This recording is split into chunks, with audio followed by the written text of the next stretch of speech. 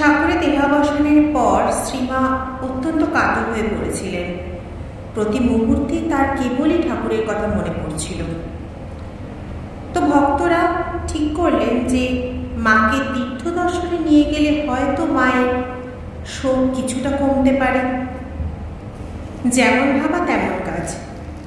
মাকে নিয়ে গোলাপ মা, লক্ষ্মী দিদি, মাস্টারমশাইয়ের স্ত্রী, যোগিন, কালী, লাটু মহারাজ এনারা সবাই চলে গেলেন বৃন্দাবনের উদ্দেশ্যে এবং তার সঙ্গে ঘুরে এলেন বৈদ্যনাথ ধাম, অযোধ্যা ইত্যাদি জায়গা।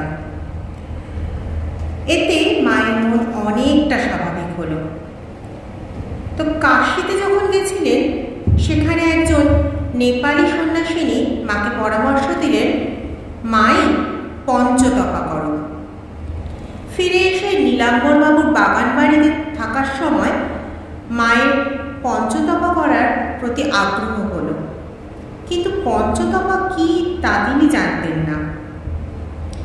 যোগিনমাকে কথা বলতে যোগিনমা বললেন, বেশ তো মা, আমিও করব। তারপর একতলার ছাদের ওপর 5 হাত অন্তর ঘুঁটে দিয়ে 4টি আগুন জ্বালানো হলো। আর তখন গ্রীষ্মকাল, প্রখর তাপ। মা গঙ্গায় স্নান করে এসে সেই অগ্নিকুণ্ডগুলোর মাঝখানে আসনে বসলেন। পাশে বসলেন যোগিনমা। সূর্যাস্তের পর উঠলেন। এইভাবে ক্রমাগত 7 দিন তপস্যা চলল।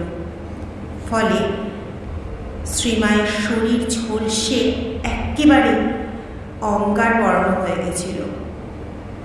বাইরের দিক থেকে এই বর্ণ ধারণ করলেও মায়ের মনের আগুন অনেকটাই নিম্ন।